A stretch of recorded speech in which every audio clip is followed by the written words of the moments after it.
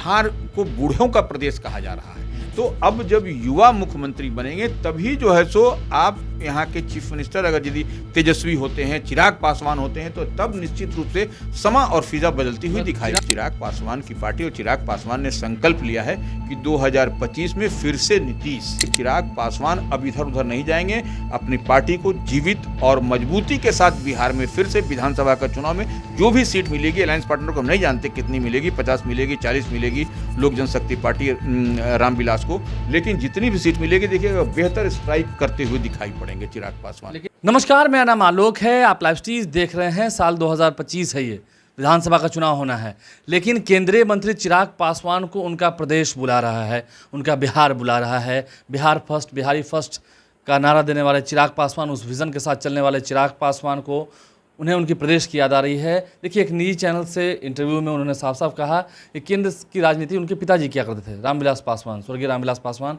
जिन्हें पद्म भूषण का सम्मान मिला, पद्म विभूषण से सम्मानित हुए मरणोपरांत।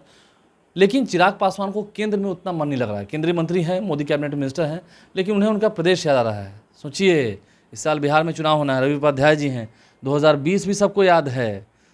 जेडीयू जो 43 सीटों पर आई है, इसकी वजह भी चिराग पासवान ही हैं।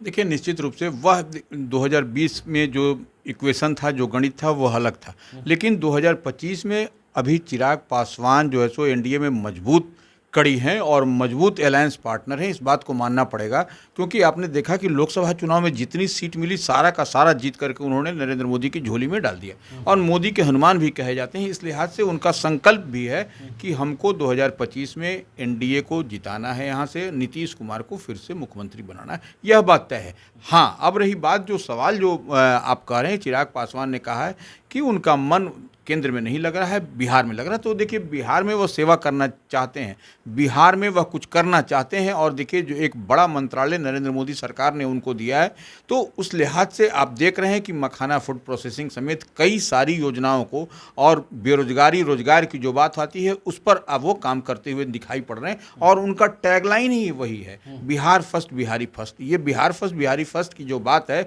वह याद करिए कि श्रद्धेय रामविलास पासवान जब हुआ करते थे, उसी समय लोक जनशक्ति पार्टी एकीकृत थी, उसी समय का यह नारा है बिहार फर्स्ट बिहारी फर्स्ट, और उसके तमाम विजन भी उन्होंने एक एक करके गिनाए हैं चिराग पासवान ने।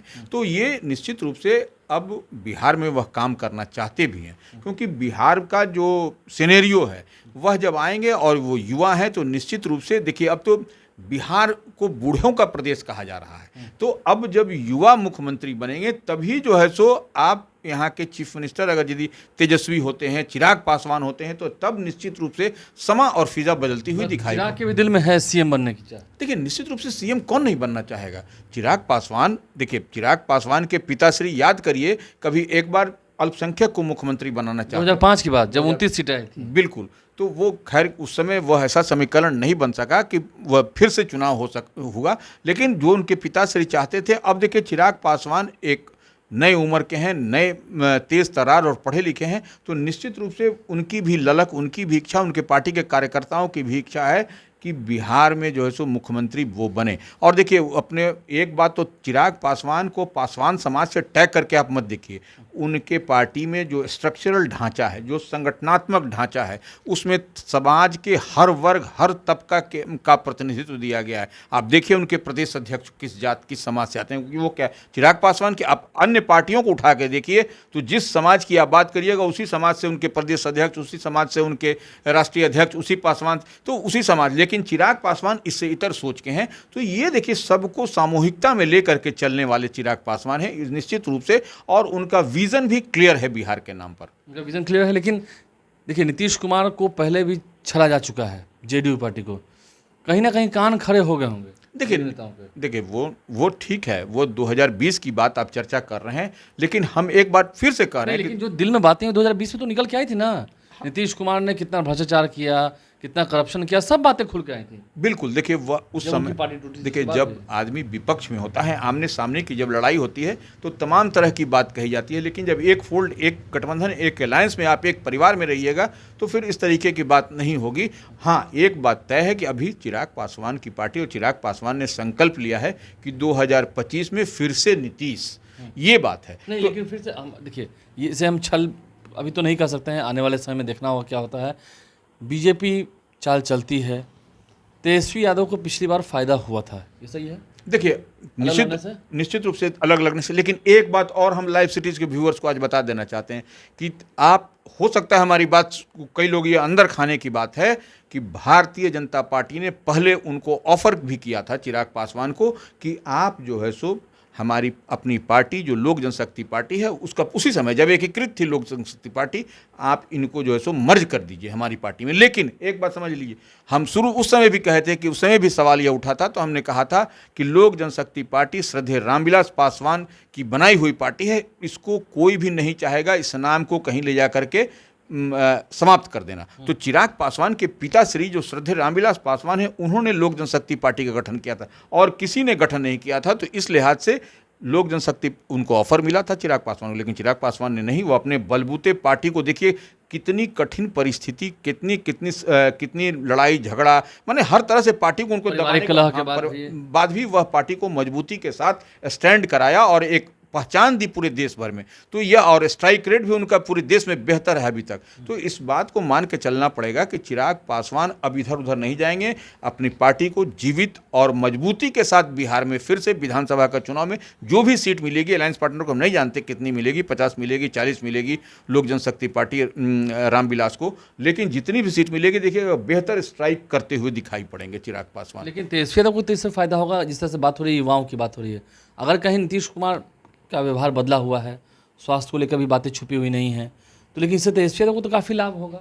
देखिए, निश्चित रूप से वो भी तैयारी कर रहे हैं, आज कह रहे थे। हम तो यह बात को मान रहे हैं, स्वीकार भी कर रहे हैं, और अंदर खाने में किसी से बात करिएगा, आप डिकोड करिएगा, आपको पता चलेगा कि देखिए बिहार में दो युवा चेहरे हैं इस बार, तेजस्वी हैं और चिराग पासवान हैं। तो लड़ाई तो कहीं ना कहीं, और चिराग पासवान एनडीए फोल्ड में है, तेजस्वी जो है सो महागठबंधन में कोऑर्डिनेटर भी बने हुए हैं और वही लीड भी कर रहे हैं महागठबंधन को, बिहार में ड्राइविंग सीट पर हैं। तो लड़ाई तो होगी, लेकिन अब अगर यदि चिराग पासवान जितने मजबूत हैं, और हम बार बार एक बात कहते हैं कि उनके पास में समाज के हर वर्ग का वोट चिराग पासवान के पास है, और तेजस्वी भी उसी लहजे में, आप देखिए कि वह राजनीतिक रूप से एक लंबी पारी खेलने की तैयारी में है। तो अब देखने वाली बात होगी कि चिराग पासवान क्या करते हैं और तेजस्वी यादव क्या कर पाते हैं, देखना होगा, बिल्कुल देखना पड़ेगा। लेकिन लाभ हानि की बात होती है, क्योंकि पिछली बार 38 सीटें फायदे में रही थी आरजेडी, 38 सीटों के फायदे में थी। हाँ नहीं, उस समय चिराग पासवान अलग से जब वो कर दिए थे, निश्चित रूप से जब 2020 की चर्चा करिएगा तो आरजेडी को का जो भी ग्राफ बढ़ा है, ड्यू टू चिराग पासवान, जो उनकी पार्टी जो 2020 में लड़ करके हर जगह कमज़ोर कर दी, तो उसका लाभ तो सामने वाले को मिलेगा ही। जब सामने सामने की लड़ाई होगी और उसमें जो है सो आप कमजोरी अगर यदि होगा तो वो अगले को फायदा मिलेगा, तो तेजस्वी को फायदा। आपको लगता है क्योंकि बीजेपी के पास भी तो अपना चेहरा नहीं है, आगे भविष्य में 2030 में बिल्कुल बीजेपी को चिराग पासवान का चेहरे का इस्तेमाल तो करना होगा। देखिए, चिराग पासवान तो हम कह रहे हैं कि एनडीए के लिए जरूरी और मजबूरी दोनों है। इसको कोई भी, अगर यदि किसी भी आप एनालिसिस से आप पूछ लीजिए, राजनीतिक जानकार पंडित से पूछ लीजिए, तो चिराग पासवान के पास जो वोट है वह वोट बहुत मजबूत वोट है। और जिधर वो आपने देखा भी कि बीते दिन जो उपचुनाव के नतीजे आए बिहार विधानसभा के, उसके नतीजे भी चिराग पासवान जिधर स्विंग किए वह स्पष्ट रूप से दिखाई पड़ा। जिधर स्विंग किए उधर चिराग पासवान की तरफ नतीजा भी गया। खैर, नतीजा ही ये बता रहा है कि चिराग पासवान ये कह रहे हैं कि मुझे मेरा प्रदेश बुला रहा है, केंद्र में मेरा उतना मन नहीं लगता है। क्या सच में चिराग पासवान सीएम तो बनना चाहते हैं कि लड़ाई की शुरुआत अभी ही होगी? देखना होगा, बहुत कुछ पर्दे के पीछे होता है। क्योंकि चिराग पासवान ने होली में ये भी कहा था कि प्रधानमंत्री की सोच वाला, नरेंद्र मोदी की सोच वाली जो सरकार है वो इस पर हम बनवाएंगे। हाँ, निश्चित रूप से देखिए वो देखिए वजह अब बनवाएंगे का मतलब कि एनडीए की ही सरकार, प्रधानमंत्री की सोच वाली। हाँ, प्रधानमंत्री की सोच तो एनडीए की सोच ही प्रधानमंत्री की सोच है। प्रधानमंत्री की सोच एनडीए सोच से इतर तो नहीं है। तो जो प्रधानमंत्री नरेंद्र मोदी की सोच है वही बिहार में होता हुआ दिखाई भी पड़ रहा है। और अभी देखिए चुनाव होने दीजिए, उसके बाद में जब अब देखिए अभी तक तो वेक्टर में बात कहा गया है कि कौन होगा, अभी कौन, ये कहाँ कहा गया है कि चीफ मिनिस्टरियल कैंडिडेट जो है सो नीतीश कुमार ही होंगे। सिर्फ कहा गया कि नेतृत्व में लड़ेंगे, नेतृत्व, वही बात हम समझ सकते हैं, लेकिन आगे सीएम होकर नहीं कर सकते हैं। बिल्कुल बिल्कुल, वही बहुत पेच वाली बात यही है, पेच वाली बात है। आप लाइव स्ट्रीम साहब बने रहें, हमारे चैनल को सब्सक्राइब कर लें, साथ साथ अगर इस वीडियो को फेसबुक पर देख रहे हैं तो पेज को लाइक करना भूलें। धन्यवाद।